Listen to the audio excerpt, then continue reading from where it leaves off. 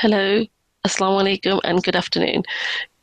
You are listening to Atiyah on the Mental Health and Emotional Wellbeing Show on Ramadan Radio Wolverhampton and online on ramadanradiowolves.com. You can find us also on Facebook.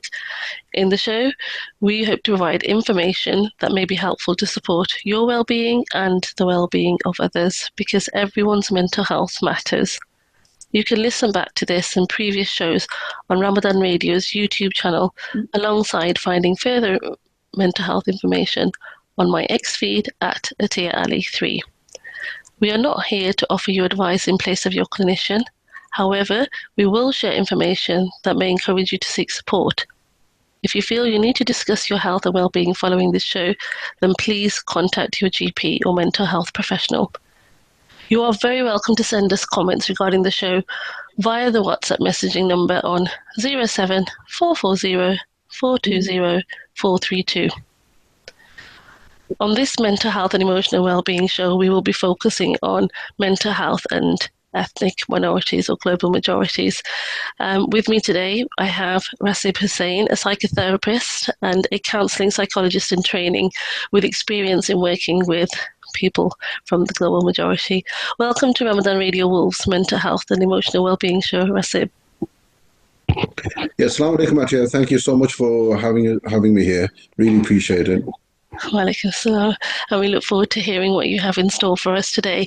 I wanted to firstly start, I know that you have extensive experience of working with communities and mental health, and working in different projects and also working in different fields. So in terms of context, you have a lot of experience with regards to the mental health field. I wanted to firstly focus on your project empowerment.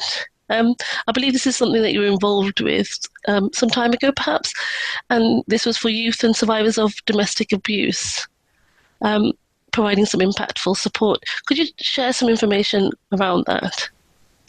Yeah, sure. I'm still involved in the organization. So Project Empowerment initially was set up in about 2018, and really trying to set up projects around community needs. And one thing we kind of looked at was, what is the community needs within the local area, and I suppose they're kind of same for a lot of inner communities, which is around quality education for the children, whether that's Islamic education as well as secular education, and then from that we kind of looked at, looking at sports projects for the children to get involved in, and then as we interacted with their parents, we realized that there's quite a lot of domestic abuse or counselling based, people wanting those services, and also looking at providing benefit advice and legal advice. So we set up a project around that, and looking to, set up counselling services and provide domestic abuse help. Now, one of the main reasons was because I'd already set that up when I was within the police as, as a sergeant within Metropolitan Police. So I had quite a lot of extensive experience, and also within CID investigations, I did about, a good probably 3-year stint on the domestic abuse violence unit. So I kind of shared my own knowledge and experiences and set this up. And another thing that kind of the biggest, I think, that's happening for our children or youth, teenagers, is this lack of jobs, lack of, opportunities.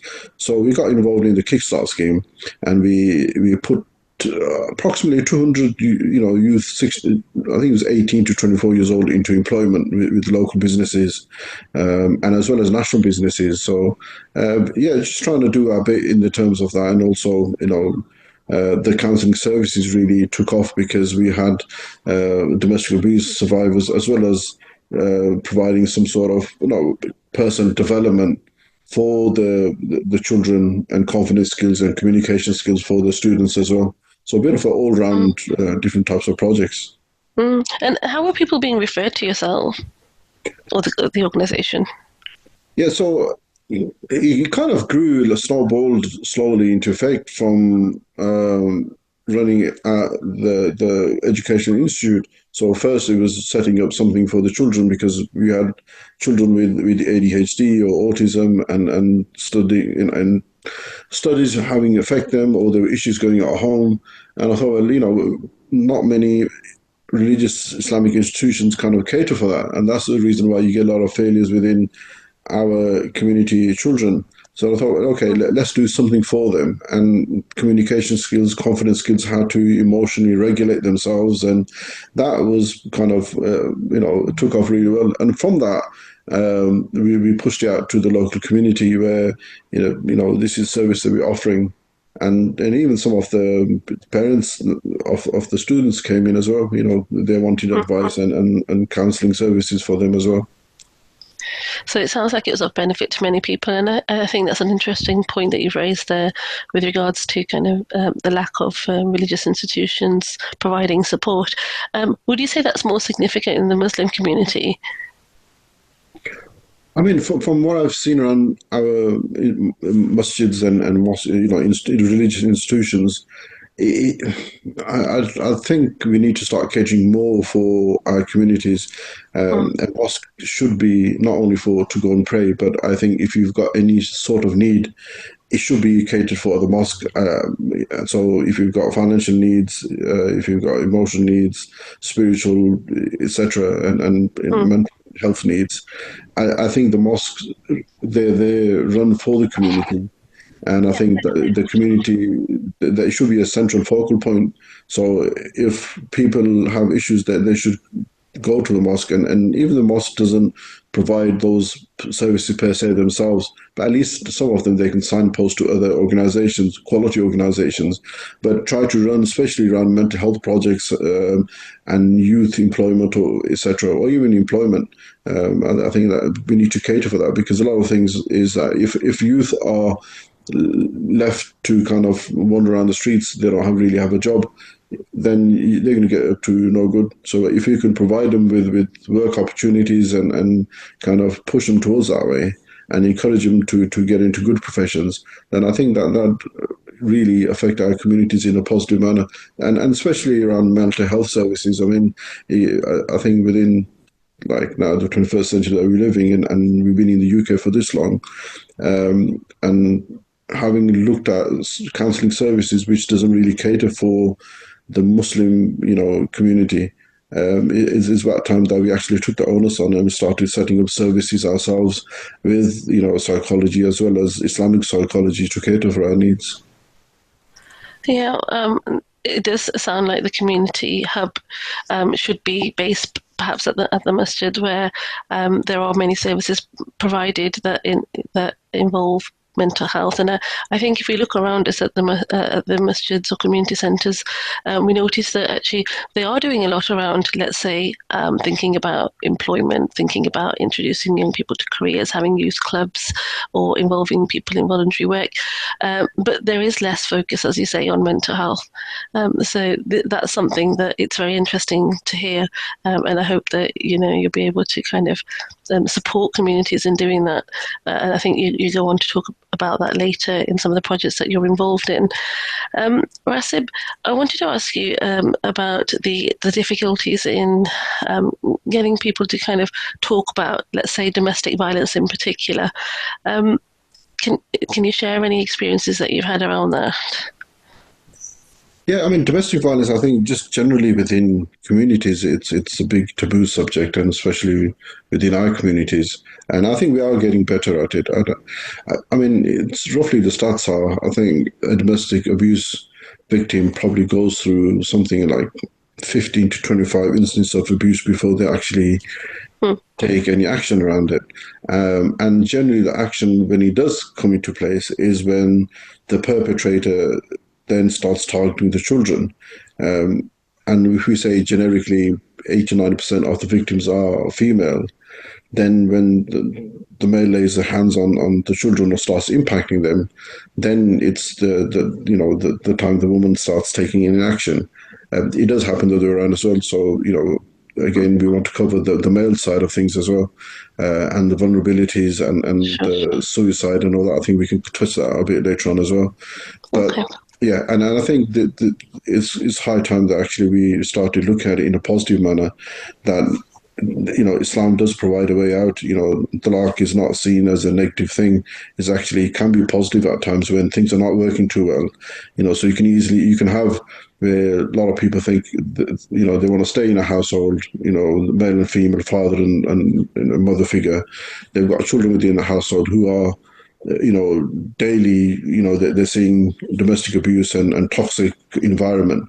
The question we've got to ask ourselves is that the right environment to be in? I know we want to do the best, as in to keep that relationship sacred and keep it together and provide like a holistic household for our children. But in the bigger picture of things, if it's that toxic, is it really any good for them? Is it better to kind of separate, but then still have this loving environment where the father still plays a positive role within the children's life, as well as the mother playing a positive role within the kid's life as well? So I think it's looking to work with each other rather than kind of using the children as pawn and in between, and that causes a lot of issues for the children. And if we as parents want the best for our children, then we got to look at, okay, if things don't work out, let's at least make it better for the children and for ourselves as well.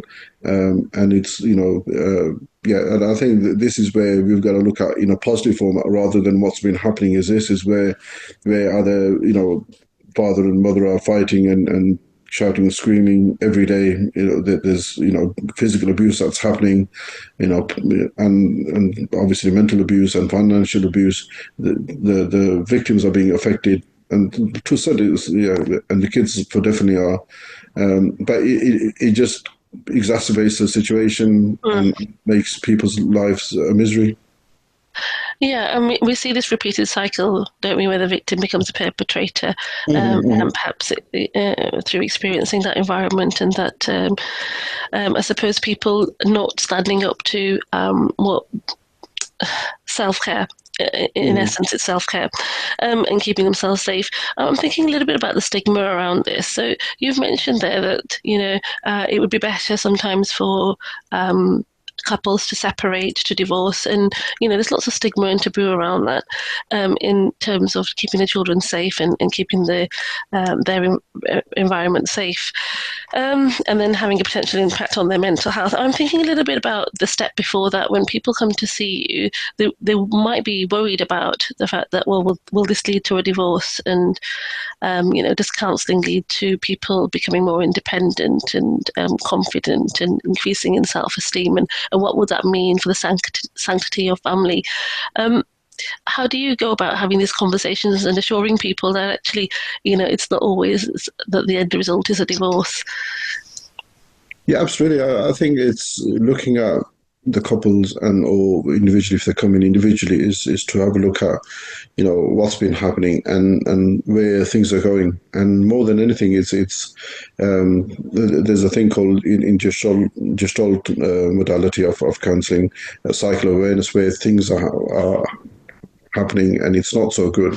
But then also looking at the bigger picture, where the person wants to be and where they want to be, and what the steps would look like to get there. So if things can be worked out, and every couple and issues they've got doesn't lead to divorce, it can just lead to actually becoming better couples and having more for mutual understanding. Sometimes it's one person thinks the other person doesn't understand them, and there's then a drift, and then when that drift happens, there could be of a the thoughts don't match and things don't happen. So then is it better then to have a look at the bigger picture? If he was to go down the road of separation, let's try that out first. It doesn't have to be straight away that's like the last ever step to ever take. But the other steps are really, if things can be passed out, and also if there's mutual understanding that can be put into that relationship, you'd find that there's more love and care now, because most people that get married, they don't get married to get divorced. They get married, they want to stay together, have a fantastic family, and have good kids, and have that family environment they want to be around. So I think it's a reminder of that situation first, that this is why you went into the relationship, this is the reason why you got married, and you've got wonderful children. And see what the core issues are, and if they can be resolved, fantastic. And if they can't be, then it's then you're looking at what other steps potentially can be done to kind of just give each couple a bit of a break from each other and kind of let the dust settle, as I say, just relax and see how things Yeah. go on. And sometimes it does take that external eye, doesn't it, for people to understand, well, what's going on, what's that bird's eye view, what's happening in a relationship, and what is the impact on the children.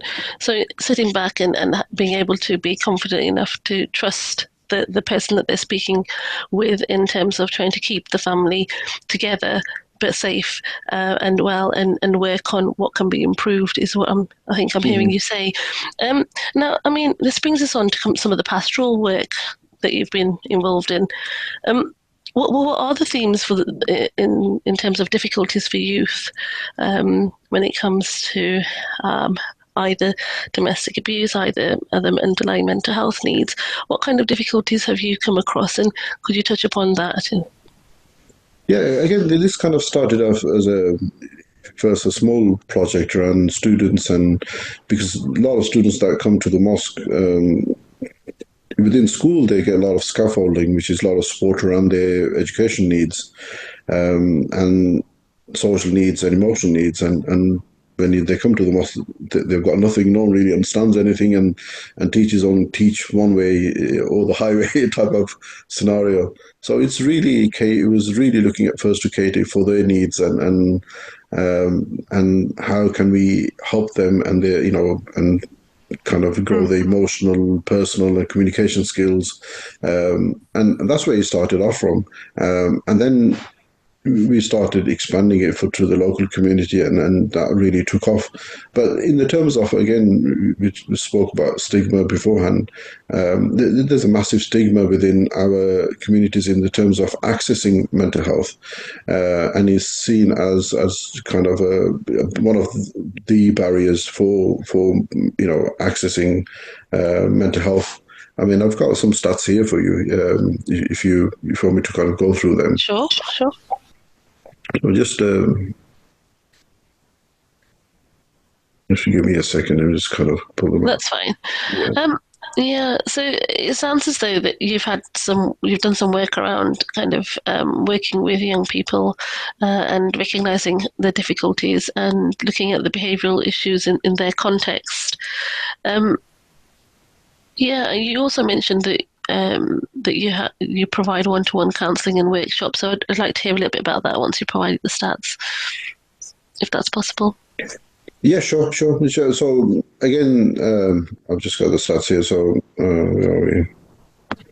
Yeah, I'll just give you the. Yeah, so this study we did is really looking at barriers for Muslims within Birmingham, and their barriers to accessing counselling services and what their thought processes are. So this is a recent project that we completed approximately about 2-3 weeks ago, and we looked at close to 153 participants within the study, Mhm. all based within Birmingham. And we took a general sample in the terms of what it is, and we used like a questionnaire analysis.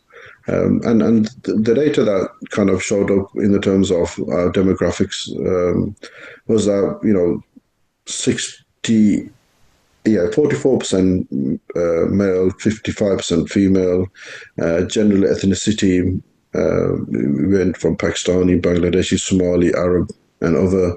And age categories, we divided them as 18, 24, 25, 34, 35, 44, and 45 plus.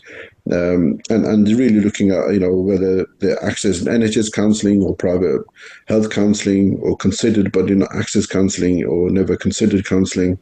And this is the barriers that we looked at, and the barriers that came up, and the first one, that was the biggest one, was excuse me, fear of stigma in the community. Again, people thinking what will people think about us.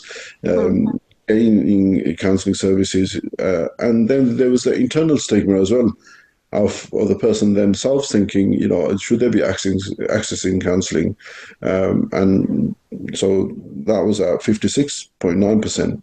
And then the other one, religious beliefs, should prayer be sufficient, and do we really need counselling?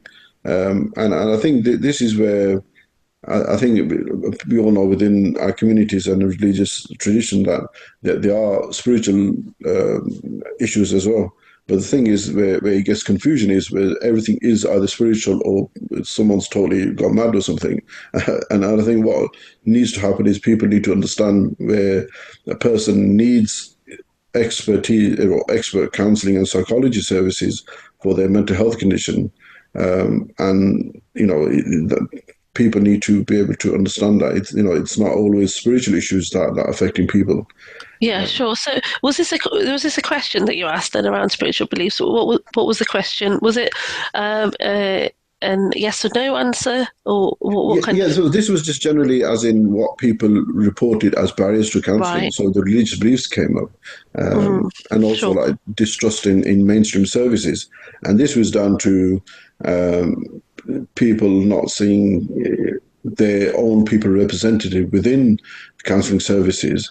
And also, do they trust Western psychology, and would they be able to provide them with quality advice that they think they needed? So that was one of the barriers, and the other was like a financial constraints. I mean, counselling can be really expensive, can't it? I mean, you're looking at anything from 50, £60 a session, which is 1 hour session, to 120, 150. I mean, I've seen, a bit more expensive that, but that seems to be like the range between your general sessions and what you can't say how many sessions someone needs, but if it's approximately 10 or 20, you're looking at, about, 12, £1,500, which is quite expensive Of for course. most people So to afford. So I think what you're sharing there is that actually, because there's a stigma around, or there's a distrust in mainstream services, as you said, um, that people might sort private psychology or psychotherapy. Mm. However, that would result in a significant cost. So again, that would probably prevent people from accessing services. And it sounds as though people are then suffering as a result. Hmm. Hmm. Mm-hmm. Yeah, absolutely. Because if you went down the NHS route, and there's another barrier that we got on here is you're looking at a massive waiting time, and on top of Okay, that, let's pick that up after the break because we are nearing the break. mhm. And I think that's something that we can pick up on the other side. However, before as we're going into the break, what you're sharing there is your study that you have recently completed as a part of your doctorate. Is that right?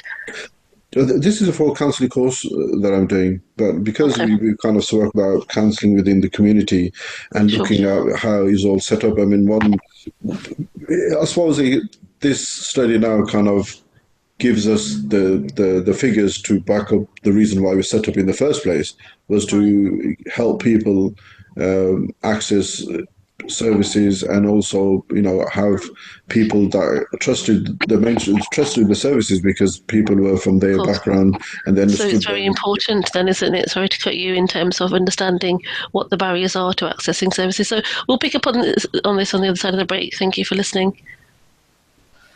Welcome back to Ramadan Radio's Wolves Mental Health and Emotional Wellbeing Show, and I'm joined here by Rasib Hussain, who was talking to me before the break about his current research. And we said we'd pick up after the break with regards to NHS and barriers to access. Rasib, please do tell us a bit about that. Yeah, so as I said, we were looking at the barriers to counselling, and when we set up our services ourselves, it was just taking it word of mouth. This is happening in the community. This is what's been happening. But when we started doing a research and actually looking at figures and the numbers that came out, so 45% from our participants stated that long waiting times within NHS services was one of the key barriers for them to accessing counselling, and this was down to for them waiting for some people 3 to 6 months to get an appointment or to be seen to, and then if they did. It was 6 sessions of therapy. Now, generally, I mean, you'll understand yourself from the background from your profession or from our profession Mm-hmm. that 6 sessions is like putting a plaster on someone's issues and sending them back out through the door.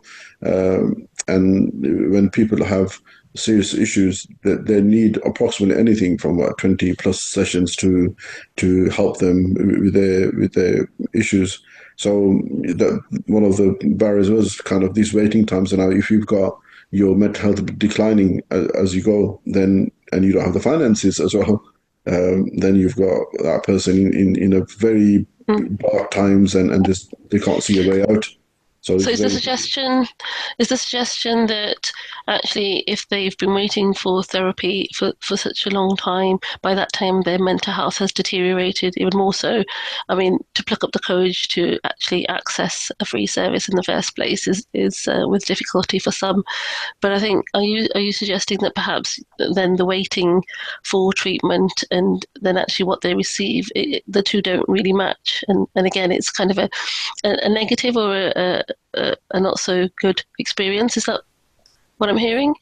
Yeah, absolutely. I think it doesn't cater for people that have that need and the urgent need, because they'll be just on a waiting list, and their mental health declining and deteriorating to the point that now they would need, when it does get pick up, even more help, which I think the mental health services, the NHS mental health services, they're outstretched. They're extremely outstretched, and they don't have the resources to cater for the amount of people that are coming through the doors. And especially, I think after COVID, that made matters worse. And yeah, There is an so increase in waiting times, but at the same time, I feel that if a person is experiencing serious difficulties, they are then referred on to perhaps another service who could deal with that. But again, you're right, there'll be waiting times that might have an impact on that and some delay. So with regards to accessing NHS services, there's the stigma around whether they can trust the services, but also whether the NHS is aware of some of the thoughts, feelings, and experiences that they might be coming with. So I'm talking about there, you've talked a little bit about spiritual needs and kind of mhm. that fine balance of, where does my spirituality fit into all of this? Where's the holistic approach? Was that brought up in your research? I think you mentioned something earlier, but I'm just wondering about the NHS not providing that. Was it mentioned specifically, or was it a separate Yeah, topic? it's just one of the barriers that came through. So there were two which we kind of interrelate or interlinked. One is religious beliefs, was prayer sufficient, so people, and then the distrust linked with lack of culturally competent therapists, and the language barrier. So these we found were kind of linked together at a certain point. Yeah, and again, not having someone from the cultural background. I mean, from my own basic experience within counselling, your 70 to 80% of the professionals within that field are white middle class women, and in the terms of representation from the Muslims, or people from the Middle East, or the Southeast Asian background, there's not many people around. So how does someone from our background go to mental health services, and feel that that person can understand and relate to me, and I to them, and they will be able to understand what I'm trying to say.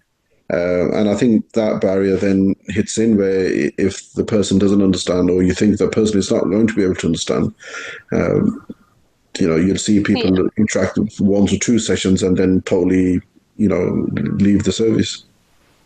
Yeah, and I think you've got a point there in terms of the therapist being able to understand and recognise the differences in cultures, the context, and bring that into the therapy room.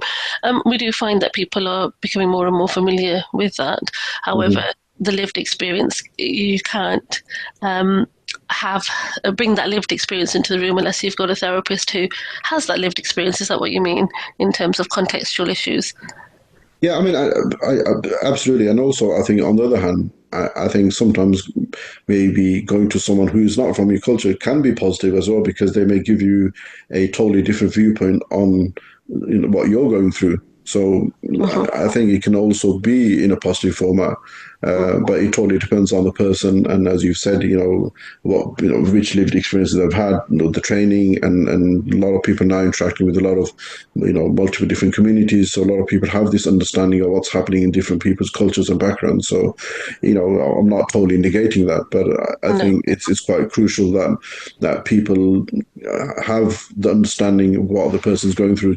It'll help to build bridges and trust a lot better, and that will then be a positive impact on the client. Or Yeah, yeah. and if you think about the current kind of context and what we're hearing in the news recently around reduction in disability allowances and mental health probably being impacted by that, and we're thinking about actually there's more and more need for people to kind of resolve their mental health problems to get back into work or to get into work or to think about those steps, and therefore this needs to be addressed, doesn't it?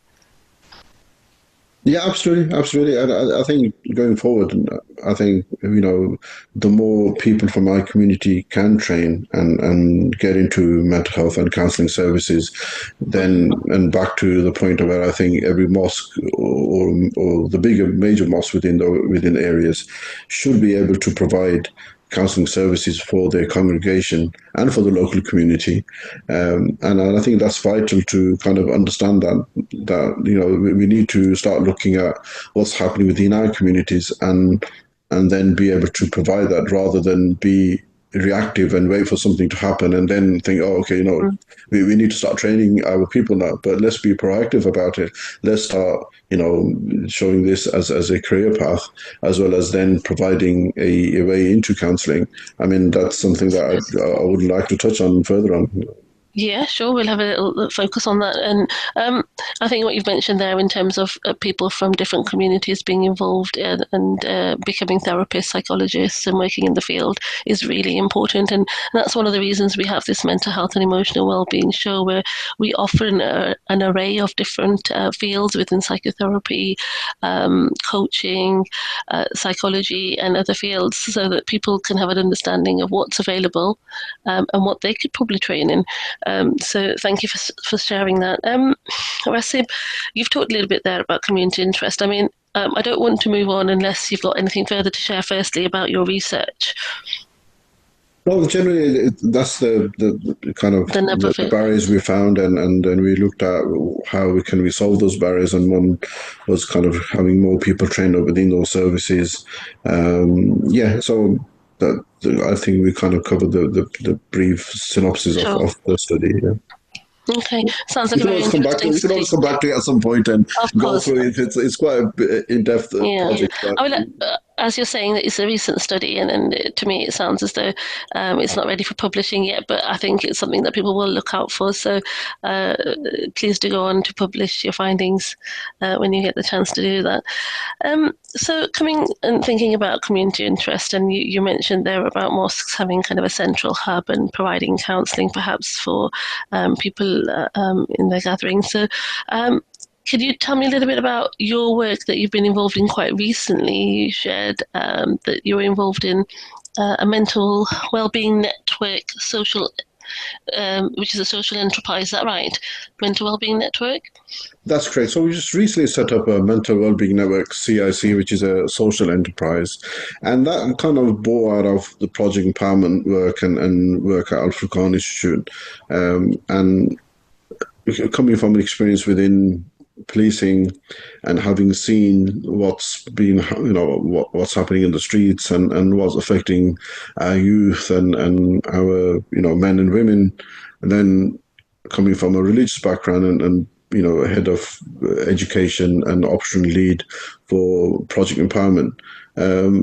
It kind of then brought us to let's set something up for the community as a social enterprise and see what we can cater for the community. So Mental Wellbeing Network CIC was formed, and really we're looking at positive projects to help the community. So it's in the early days, but one thing that we will look at is providing counselling services for the community, and hopefully we can get some funding for it, so it'll be free of charge or discounted rates for people who own, benefits, etc., or the ones that can afford to, then they can pay for the services full and maybe pay forward for someone who can't afford to. So that's kind of one of the projects that we're working on. The other one, the opposite to that, is also then trying to provide students who are coming into counselling services as a means of mentoring them. And also, yourself how difficult it is to get, mentorship and then guidance and then clinical hours and supervision. So that's one thing I want to really have a look at, because what I found within my own journey within counselling, there's not much out there, especially there's not much out there within the Muslim-based counselling services. A lot of them are counsellors, but they don't really have any kind of major qualifications or certifications. So I really want to provide a quality kind of mentoring services and guidance for students, and be able to not just to guide them through into counselling, but then also take them through, providing them with clinical hours, because you can't get signed off if you haven't completed your clinical hours, and then supervision that goes around it. So, and the experience of being a counsellor. And then there's other projects around, and like, running an entrepreneurship club, which will then cater for, youngsters, male and female, because I think the more we get involved in doing something positive within our lives, then the effects of mental health are less.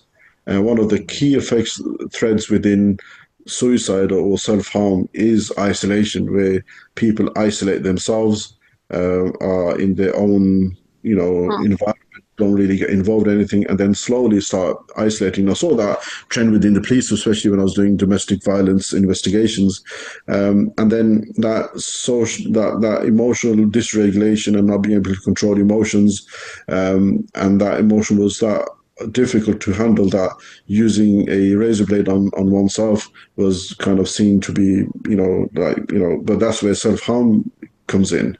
And then self-harm can So lead what to. you're sharing there is that actually the importance of the community interest work that you're doing. So in terms of the mental wellbeing network, Mhm. I mean, you've talked a little bit about providing mentoring for potential psychotherapists and encouraging more people from different backgrounds, and especially we're talking about the Muslim background, to be involved in therapy and get the support for that. And you're talking about reducing isolation. So, how are you going about doing that? Yeah, currently is just running a few projects at the mosque. One of the mosques I'm just kind of working with, and just kind of learning the basics of Deen, to come in, and to learn the tajweed, the fardulain, the aqidah, the seerah of the Prophet Sallallahu Alaihi Wasallam, and also a way to connect with people and the students. And also, what we're looking now to do is add on, let's do a social element to it, which is, let's do the lesson and let's go out for a bite to eat. Let's go out, have a tea or coffee, and etc. And create that nurturing environment for people to come in and feel welcome. So that's where we're slowly starting off from. But I want to be able to later on add, as the organization slowly grows, to add on extra elements to it. So hopefully we can cater for children, adults, male and female. I mean, sport is a So, massive mechanism as well, isn't it? For kind of letting people into like a community environment for them to gain friends and etc. sure. And it sounds like you're working with one mosque in particular at the moment. Do you plan to kind of widen that? That's correct. So hopefully, there's a few mosques that we've kind of spoken to, and I think once we've got the go ahead, then inshallah it will be, liaising with them and linking with them and trying to Yeah, do because I something. wonder whether there needs to be a separation between kind of akida and fiqh and other areas of thought, and actually the community interest group. Does that make sense? So, for example, you're saying you want to be reducing isolation. Let's say, I don't know, five-a-side cricket, football, five-a-side football, etc. Rather than thinking about what the mosques are specifically providing in terms of their Islamic understanding. So, separating the two, is that what you're thinking? Yeah, I mean, I looked at it as a bit of a combination, because I think people having the basis of their religion and core beliefs is a spiritual connection, which kind of helps people within their regulation of emotional health. I mean, one theory that's quite common within psychology is gratitude, which is being thankful for things that they have. But it's a core inherent, verse of the Quran which says, Allah Ta'ala says that if you want more, thank me. La in shakartum azidannakum. So be thankful and I'll grant you more.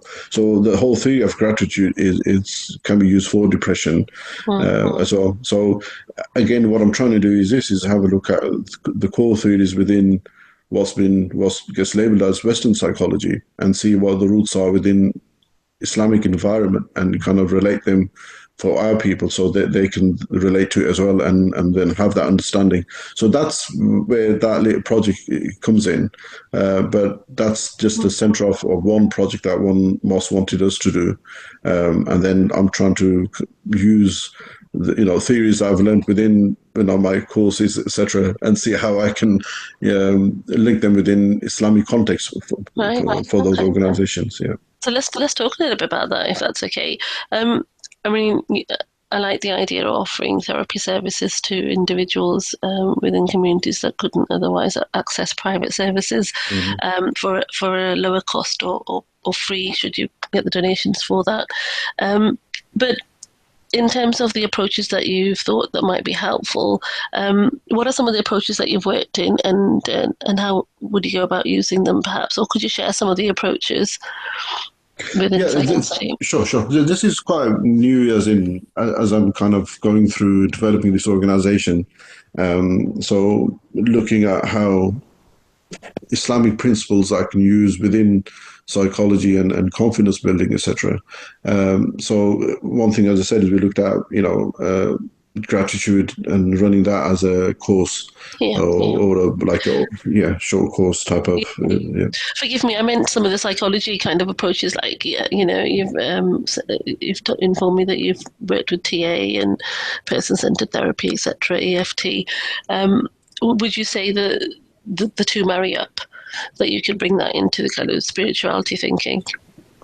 Oh, definitely. So, I mean, a few things I've kind of good experience in, which is transaction analysis, Gestalt, and person-centered and emotional focus therapy approaches.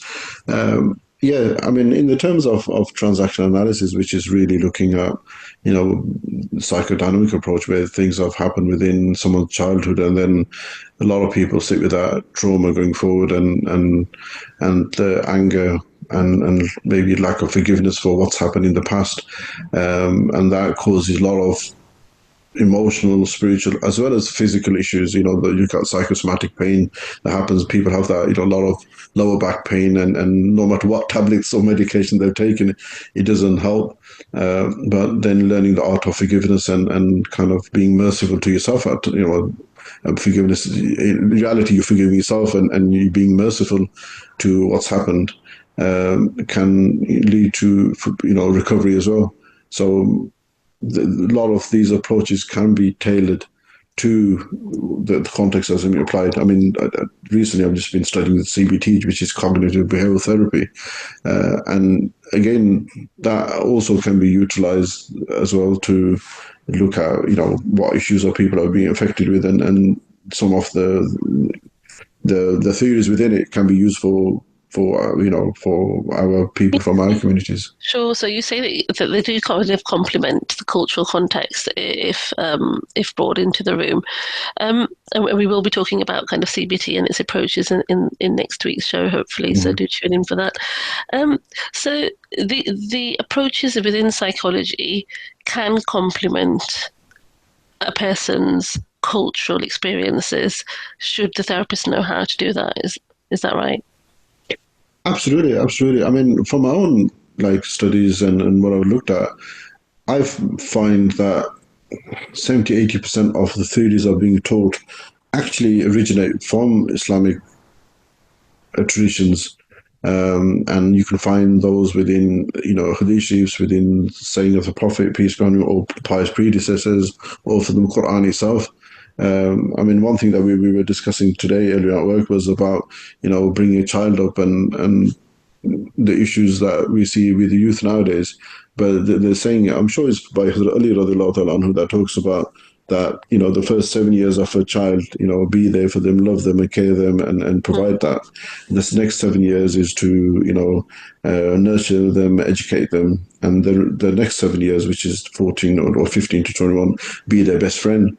And if you just look at that as kind of how to bring up a child, and if you apply all the psychology theories to it, as in theory of attachment and etc., as a child growing up and giving them a positive childhood experiences, and giving that adab and akhlaq and manners that they're taught, and having that secure environment, the child will then thrive later in life. But when that 7 years is kind of really abrupt and toxic and all that, then you see a lot of issues that the child then going forward, and the emotional dysregulation, etc. So yeah, for me, I've been astonished myself, really, from my own perspective, that wow, we don't really talk about it. We don't really kind of cross across and see what's Yeah, yeah. what the links are. Yeah. Yeah, and so I think what you're sharing there, Rasib, and correct me if I'm wrong, is that actually to cater and look after yourself in terms of your mental health is actually fulfilling one's religious duties in terms of being a better person and having some good relational impact. So actually, what you're encouraging is for people to get involved, to either get involved in terms of if they've got a psychotherapist background, to be able to offer some time and experience, but also if they want to contribute with regards to funds. And for those who want to seek support to get in touch, how do people get in touch with you? How would they go about doing that? Yeah, they can go to the website mentalwellbeingnetwork.org, or you can contact myself via you, and we'll drop us an email, Rasib at mentalwellbeingnetwork.org. Okay, thank you for that. And thank you for your time today. It's been a very interesting conversation, and we've learned a lot about you in terms of your journey from working in the police force and in different organizations, and then coming into psychotherapy and noticing the value of that, and actually how that might be the root impact in terms of a person bettering themselves and self-care. We've appreciated your time. Thank you to all of the listeners for listening in. We shall see you next week on Saturday at 1 o'clock, where we will be focusing on CBT. Stay tuned.